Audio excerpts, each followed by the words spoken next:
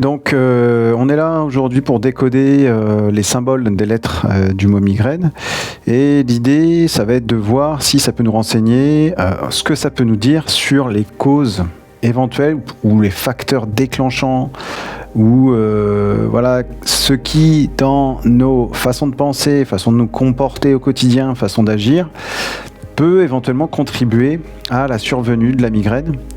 Et je pense que je ferai dans une seconde vidéo la vidéo inverse, c'est-à-dire comment on peut, peut-être en changeant des choses qu'il y a à changer en fonction des symboles qu'on va extraire là, des lettres du mot migraine, comment on peut espérer soit ralentir, soit voire faire disparaître totalement les crises de migraine. Alors, évidemment, ça va passer par un travail sur soi. Ça, c'est... Voilà, donc... Pour cette deuxième vidéo, je pense que les gens qui pensent que en ne faisant pas grand-chose, on va pouvoir arriver à soulager la migraine, du coup la vidéo va pas trop être faite pour eux, parce que cette deuxième vidéo, ça va être justement ce que ça va mettre en évidence, c'est des choses qu'on change dans notre quotidien, donc nos façons de se comporter, nos façons de penser, nos façons d'agir ou de réagir à notre vie. Et c'est bien dans ces changements-là, par ces changements-là, que va passer un éventuel soulagement par rapport à la survenue ou en tout cas à l'intensité des crises de migraine. Bon, ça sera la deuxième vidéo. Pour le moment, la première vidéo, comme je l'ai dit, on va extraire les symboles et après je vais essayer de me concentrer sur comment finalement, quel type de déséquilibre de ces symboles peut être associé à la survenue des migraines. L'idée étant de voir pour chaque personne qui regarde cette vidéo et qui souffre de migraine, d'essayer de s'identifier en fait à des schémas négatifs, on va dire des schémas pathologiques, des schémas que malheureusement on suit, qui font partie de nous et qui contribuent clairement au déclenchement ou en tout cas au déclenchement des crises de migraine. Donc voilà comment ça va se passer. Alors, et on va voir finalement au fil de ces vidéos, et même déjà au fil de cette vidéo, que comme je le mettais dans ma publication sur Instagram, en fait la clé pour soulager ces migraines, ça va être de comprendre que ce qui va contribuer à la guérison de la migraine, c'est la même chose qui fait la cause de la migraine. Et on va voir que ça va avoir à voir avec la rigidité, clairement. Donc, on y va. Donc, on commence par la lettre M. Alors, la lettre M, elle nous amène des symboles de structure, d'organisation, de construction, de travail, un petit peu un travail comme ça répétitif, un petit peu un travail acharné. La lettre M nous dit... ouais, c'est ça, c'est une capacité à limiter, et, vous voyez, à contraindre, à comprendre entre des limites quelque chose. Donc ça va être, c'est ça, c'est vraiment l'image d'un cadre. Là où cette lettre est située, donc c'est la première lettre du mot migraine, ça nous dit que finalement, ce cadre-là, ça va être la façon de s'affirmer, la façon de commencer les choses. L'élan initial, ça va être ça. Ça veut dire que dans le mot migraine, on va parler de comment on va commencer les choses. Ces choses, on va les commencer en les cadrant, en leur mettant des limites, un cadre, une structure. Et sans doute que dans le mot migraine, ce qui va pêcher, c'est quand on va mettre trop de cadres. Et ce qui est embêtant, c'est que du coup, c'est vraiment le début du mot, donc c'est la première lettre. Donc c'est vraiment comment on commence à penser, comment on commence à agir, comment on commence à mettre en œuvre les habitudes de vie qu'on a constituées, qui nous constituent. Et bien ça, selon comment on va le faire, il faut se dire que le mot migraine révèle que sans doute, il y a un problème de trop, c'est trop cadré. Et là, on voit dans mon mouvement, ça va être comme ça. Et ça ne va jamais sortir du cadre. Si c'est en tout cas très difficilement. Et l'idée, ça va être de comprendre que une part des changements qu'on doit initier, mais ça, je verrai ça dans la deuxième vidéo, pour le mot migraine, ça va être soit d'enlever le cadre. L'idée, c'est pas ça, c'est surtout de l'élargir, de le rendre flexible. En tout cas, cette première lettre nous dit attention, quand j'amène trop de contrôle, trop de volonté de structurer les choses, de les modeler à ma façon, ça va pas aller. Donc c'est comme si en fait le mot migraine nous disait ok, il y a un cadre, mais ce cadre en fait il est pas adapté à toi. Il n'est pas adapté à comment tu fonctionnes et ce qui est bon pour toi. À partir du moment où ce cadre il va être malsain, ça va commencer forcément à être désaligné à l'intérieur de toi et ça va commencer à initier la crise de la migraine, à contribuer à l'initiation de la crise de la migraine. Donc voilà, pour finir là-dessus, c'est le M nous dit attention, structure figée dès le départ. Difficulté à sortir des cadres que tu as déjà construits, peut-être depuis ton enfance, des choses qu'on t'a inculquées dans ton éducation, qui ont fixé des cadres. Et à chaque fois que tu vas commencer quelque chose, tu vas aller commencer en suivant ces cadres. La question, c'est est-ce que ces cadres sont faits pour toi ? C'est sûr qu'ils t'ont été amenés par la société, par tes parents, mais est-ce que toi, t'es fait pour entrer dans ces cadres ? C'est ça la question qu'il faut se poser.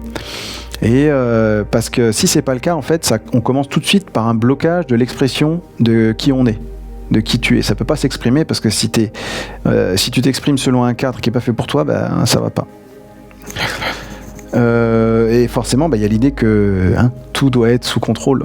C'est-à-dire que j'amène ce contrôle-là, je commence en amenant ses limites, et ça doit rester là. Voilà, donc je passe à la deuxième lettre, parce que sinon la vidéo va être longue. Le I. Alors le I, là, c'est des symboles très englobants, justement, très, très grands, très portés sur l'autre, ou les autres. En tout cas sur autrui. Et là, on n'est pas sur quelque chose qui est centré sur soi. C'est vraiment centré sur l'autre. Et là où cette lettre I, elle est, là, dans sa position dans le mot migraine, nous parle de la sphère, clairement de la sphère relationnelle. Nous parle de cette position-là, nous parle de collaboration, de partenariat. Donc on a vraiment l'interaction avec quelqu'un d'autre que soi, dans un esprit d'échange, d'interaction. Et bien là, l'idée, c'est que ce I, dans ce domaine-là, va amener sans doute une prise en compte excessive de ce qui émane du partenariat, de la collaboration, de l'échange avec l'autre. Donc l'idée, ça va peut-être être, si c'est excessif, on peut virer dans des choses qui vont avoir trait à l'hypersensibilité émotionnelle. Je vais être hypersensible à l'humeur des autres. Je vais lire l'humeur des autres et ça va m'impacter. Et le I, c'est quelque chose de très compassionnel, très, je disais, c'est le bien commun, c'est le bien d'autrui. Donc je peux être en fait dans l'excès à déjà m'imprégner des humeurs des autres, mais aussi à porter leurs problèmes en fait. Je m'imprègne trop des problèmes des autres, je les prends trop sur moi.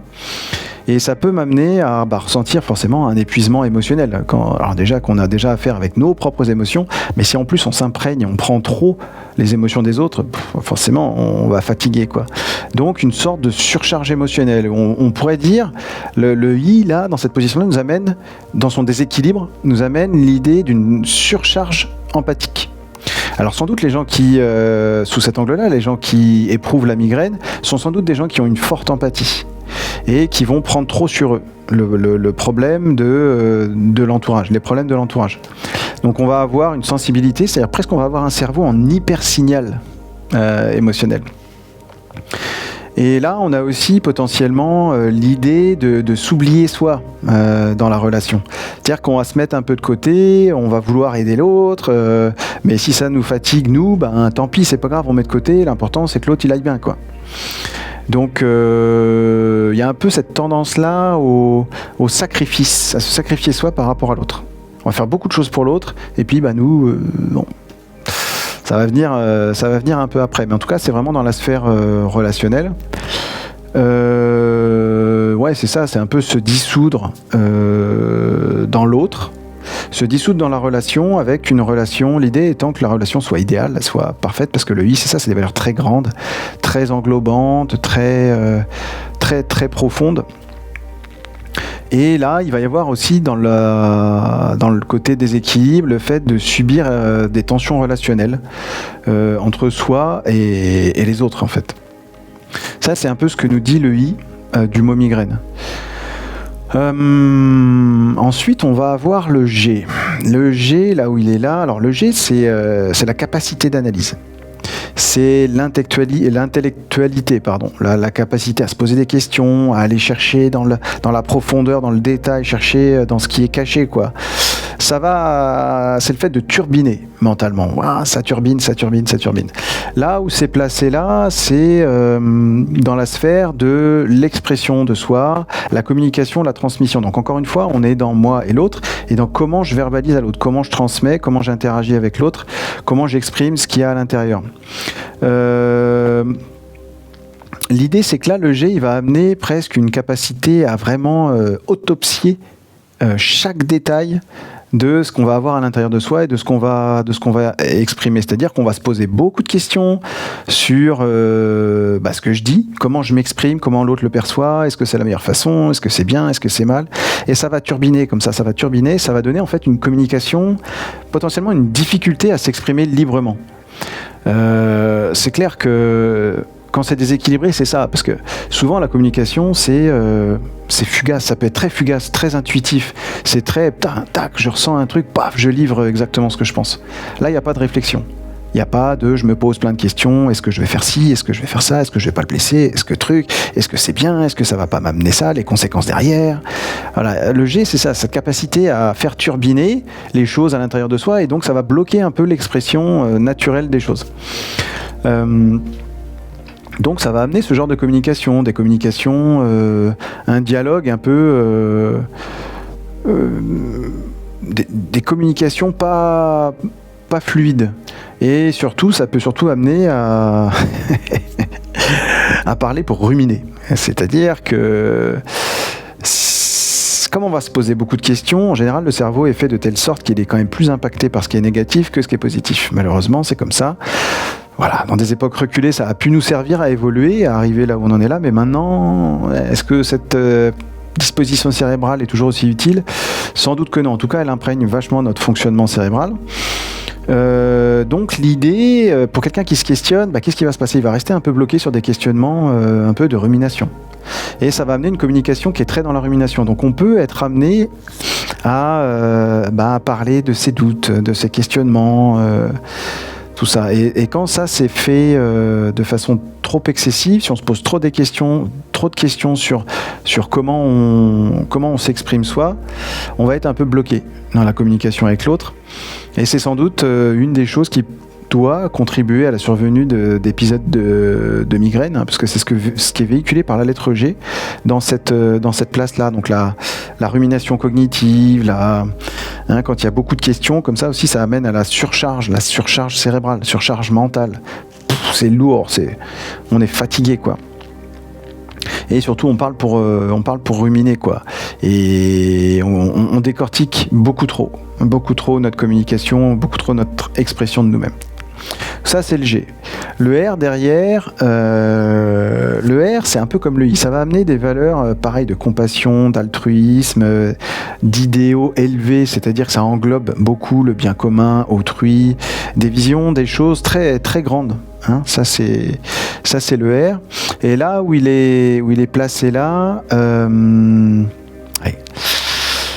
ça va nous amener dans des directions de rigidité idéologique. Ça veut dire qu'on a sans doute certaines valeurs morales qui sont importantes pour nous, mais qui sont un peu figées.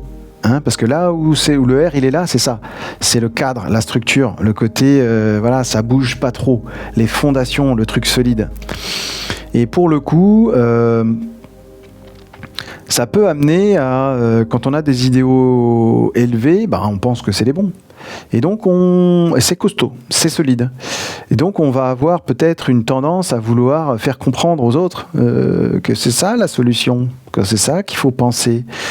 Donc une vision un petit peu imposée aux autres. C'est-à-dire que il y a aussi l'idée de solidité là-dedans. C'est-à-dire que mes idéaux, en fait, moi j'y crois et c'est comme ça. Donc soit j'y crois et je les tiens à 100%, ou soit je me juge sévèrement. Donc l'idée, c'est aussi qu'il y ait une sorte de conflit intérieur entre justement ces idéaux élevés qui sont les nôtres et la réalité telle qu'elle est de l'autre, du monde extérieur, qui est imparfaite par rapport aux idéaux élevés que nous, on a. Donc ça va être important parce que ça va nous amener à ressentir une sorte de pression. On va être sous pression d'un idéal, voilà, qu'on ne voit pas, qu'on n'arrive pas à obtenir, qui nous a l'air inaccessible. Donc cette pression, elle s'en va jamais en fait. Donc on est tout le temps sous pression. C'est ce que nous dit un petit peu le R placé ici, avec la notion aussi un peu d'inflexibilité face aux imprévus, où ça peut aussi nous amener à ressentir un découragement face aux choses, parce que comme elles sont pas parfaites comme nous, on voudrait qu'elles soient parfaites, des fois, voilà, on se dit on se décourage, quoi, et parce que ça respecte pas le plan, ça respecte pas notre plan qui est élevé avec des idéaux élevés. Donc ça, c'est un peu ce que nous dit le R, et surtout le déséquilibre de cette lettre-là en termes symboliques par rapport à sa position dans le mot. Ensuite, on a le A qui est là en 5e position. Alors, le A, c'est très soi. C'est très l'individualité, l'indépendance, mais c'est très l'impulsion initiatrice, l'élan, comment je commence les choses, le fait d'exprimer quelque chose. Et là, c'est dans une place où justement il y a beaucoup de la notion de changement, de nouveauté. Donc ça va être un peu en déséquilibre, ça va être un peu comme si le blocage d'initier le mouvement, le blocage de l'élan dans le mouvement. Ça peut nous amener une difficulté à changer. Le A dit ok, c'est moi, c'est ça, mais sauf que quand c'est bien équilibré, et quand je me nourris bien du changement, des choses nouvelles, des choses inconnues, je continue, en fait je m'en nourris et je continue à exprimer qui je suis, mais cette expression de qui je suis, de comment je fais les choses, comment je les pense, comment je les entreprends, mon individualité change sous l'effet de ce mouvement. Et dans le cas d'un déséquilibre, comme ce qui peut se passer dans la migraine et qui peut créer la migraine, ça va être que ça c'est dur pour moi. C'est-à-dire que je vais rester figé à mon intérieur. Mon intérieur, je vais avoir du mal à le changer. Mon individualité, je vais avoir du mal à la faire bouger. Mes convictions, je vais avoir du mal à les faire évoluer. Et quand le changement ou quelque chose de nouveau, quelque chose de frais, qui normalement est censé attiser ma curiosité et me faire bouger, quand ça se pointe, j'arrive pas. C'est difficile pour moi, je reste sur mes positions et donc je continue à exprimer mon individualité, mon intériorité. Mais par contre, ça va pas. Parce que je ne me nourris pas du changement. Donc il y a encore une fois cette notion d'inflexibilité là qui apparaît dans un déséquilibre du A dans la position dans laquelle il est là, dans le mot migraine. Donc vous voyez qu'on commence à encore voir revenir le problème à changer, à mettre du mouvement dans ses convictions et dans son intérieur. C'est comme ce que je disais, hein, on sent là encore une fois le côté rigide, le côté inflexible, pas facilement adaptable. On a du mal à faire bouger les choses qui sont à l'intérieur de soi. On va voir ce que nous disent les autres lettres. Le I, par la suite, le I, c'est, on l'a déjà dit tout à l'heure, hein, c'est comme le premier I, comme le R, donc des valeurs comme je pense beaucoup aux autres. Altruisme, compassion, humanitarisme, des idéaux élevés qui englobent tout le monde le plus possible, avec beaucoup de bien, beaucoup de bienveillance. C'est aussi de la sensibilité émotionnelle, c'est aussi de la profondeur. Mais là où il est placé, ça concerne une sphère relationnelle très proche. Donc là, on n'est pas forcément dans tout à l'heure, hein, je parlais de partenariat, relation, partenariat, collaboration, avec un cercle plus éloigné, mais là, c'est vraiment le cercle très proche. Il y a la notion presque d'amour familial, de lien proche, d'amis proches. Donc c'est vraiment dans la sphère relationnelle proche. Et ce I nous amène un idéalisme dans la relation, cette relation de proximité. C'est-à-dire que là, le I nous dit, moi, je veux que tout le monde s'entende bien. Je veux que tout le monde s'entende parfaitement et puis je vais agir pour ça. Donc déséquilibré, ça peut vouloir nous dire qu'il y a une difficulté à accepter qu'il y ait des imperfections dans ces relations, dans ces liens proches là. Ça peut vouloir nous dire qu'il y a un sacrifice à outrance, c'est-à-dire que putain c'est moi qui dois œuvrer pour les autres, pour qu'il y ait l'harmonie en fait. Et donc je vais me sacrifier pour que ce qui est important pour moi, le I ici placé là dans ce mot, c'est que toutes les relations aillent bien en fait, qu'il y ait une harmonie en fait dans les relations. Donc ça va être sacrifice un peu à outrance. Donc fatigue forcément. Ça peut être l'impression, quand on a l'impression de porter tout sur ses épaules en fait, tout le groupe, toute la famille, enfin tout ce cercle-là, je disais de relations proches, c'est nous, on a l'impression de ressentir que c'est nous qui portons, que tout ça marche bien grâce à nous. On porte ça un petit peu à bout de bras.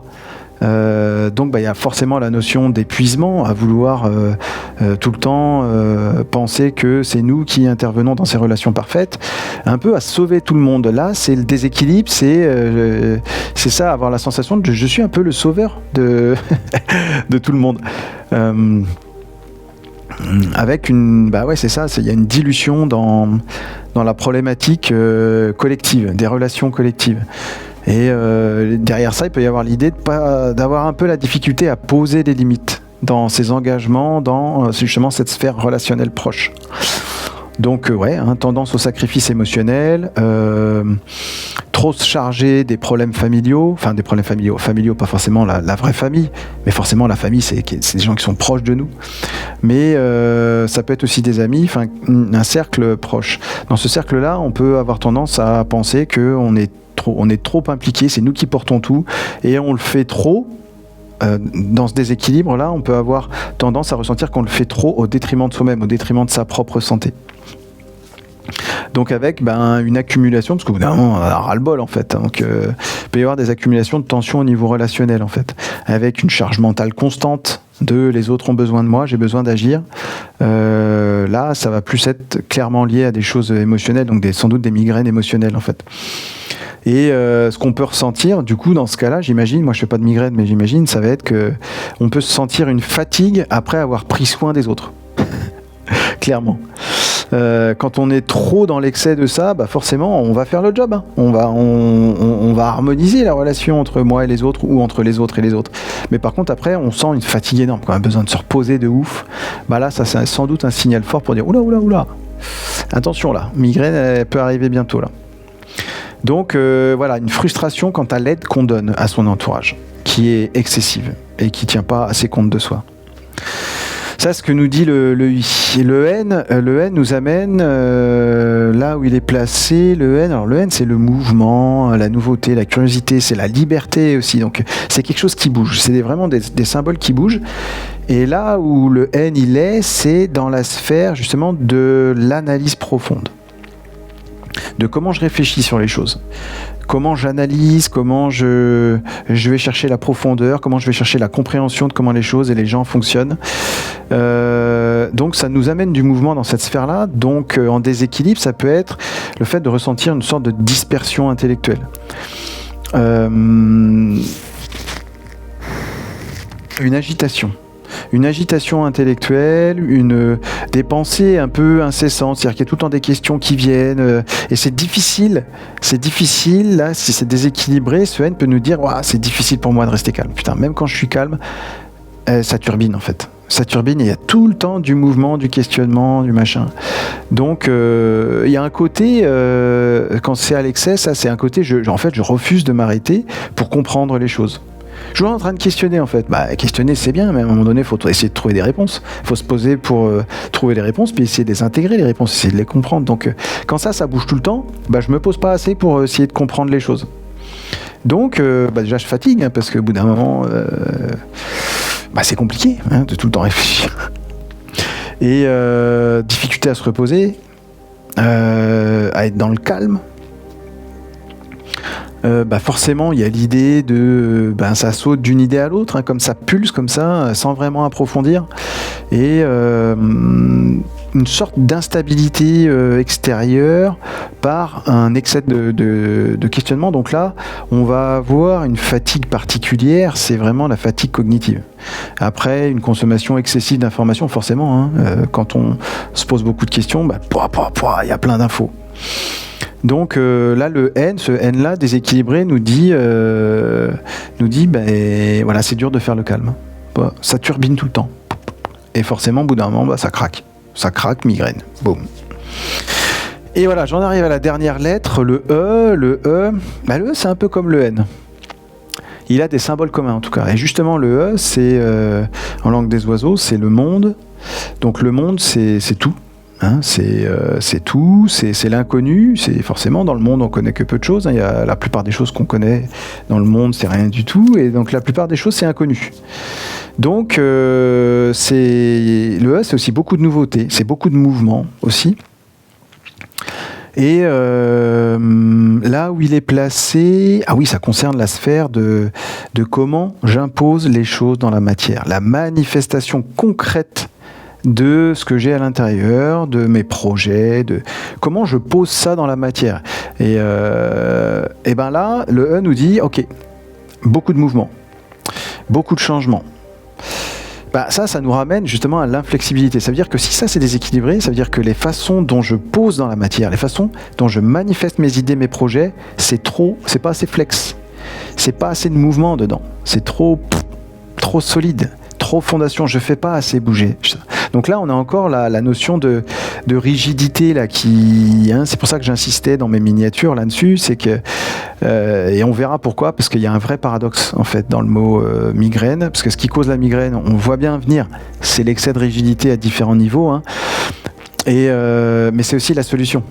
La rigidité, c'est la solution, et on verra dans la deuxième vidéo sur comment on peut soulager sa migraine. Donc là, l'idée du E, c'est lié directement à la capacité d'accepter l'inconnu, d'accepter l'imprévu dans le concret, dans les choses concrètes, les choses qui sont manifestées. C'est dur de faire bouger. Dur de faire bouger mon cap, c'est-à-dire que j'ai un cap, il est comme ça, et putain, c'est dur de le faire bouger, quoi. Et la façon que j'ai de manifester les choses, je le fais comme ça. Si je dois le changer, c'est compliqué. Donc il y a une rigidité. Et qui dit rigidité dit manque d'adaptabilité. Et selon ce qui nous vient de l'extérieur, quand on n'est pas assez adaptable, ça nous amène de la frustration, des émotions, on n'est pas d'accord, on n'est pas content. Tout ça, c'est de la pression, c'est de la tension, c'est du stress à l'intérieur, et on sent que ça... Donc forcément, ça doit faire migraine. Donc j'ai dit le mot tension, c'est tension entre un désir de contrôle, parce que là où c'est placé le E, c'est ça, c'est dans ce domaine d'avoir un certain désir de contrôle, un certain niveau de contrôle. Donc dans ce domaine-là, c'est la tension entre le désir de contrôle et le besoin de liberté, le besoin d'être flex, de rendre les choses qu'on veut contrôler flex. C'est paradoxal, mais c'est ce que ça nous renseigne. Donc voilà, donc je vais pas refaire, parce que là j'ai fait toutes les lettres, je sais plus trop comment c'est, mais dans le détail, donc je vous laisserai reprendre la vidéo si vous voulez revoir ce que dit, dans quel domaine parle chacune des lettres et ce que ça dit. Mais par contre, on sent bien que ce qui est conservé, c'est que dans le mot migraine, dans le déséquilibre des symboles associés aux lettres, il y a clairement cette notion de j'ai du mal à rendre flexibles les choses à l'intérieur de moi, j'ai du mal à les faire bouger. Il y a une sorte de construction de rigidité, d'ailleurs ça commence dès le M, dès le début. Comment on a été construit à créer des fondations, et c'est le problème, c'est que dans le déséquilibre, ces fondations sont sans doute pas alignées, cohérentes avec ce dont j'ai vraiment besoin. Ce qui me fait kiffer, ce qui me fait triper dans mes tripes, vraiment, triper, on entend trip, donc c'est dans mes tripes, c'est quoi qui me fait kiffer? Comment je veux vivre? Comment je veux avoir les relations avec les gens? Comment je veux faire tel projet? Ça, je dois savoir ça, mais le problème c'est que si je suis en migraine, c'est qu'a priori, ce que je manifeste, c'est pas ça, c'est pas cohérent avec ça, il y a des déséquilibres. Et on voit que ça commence dès le début. Ce cadre-là qu'on s'est construit et qu'on applique au quotidien avec le M, il n'est pas sans doute adapté à qui on est. Donc, rigidité qui n'est pas adaptée à qui on est, forcément ça pique. Hein. Quand on fait ou quand on pense quelque chose qui n'est pas adapté à qui on est, ça va pas. Ça fait pas longtemps, parce que tension, stress, crispation, fatigue. Et au bout d'un moment, forcément migraine. Donc on a vraiment cette notion de rigidité qui est là, qui vient et qui est vraiment au centre du cœur de ce qu'est la migraine et de ce qu'il va falloir soulager. Donc voilà, j'ai fait toutes les lettres je vais terminer cette vidéo qui va déjà être assez longue, je m'en excuse, mais bon, je parle beaucoup, il y a beaucoup de choses qui me viennent.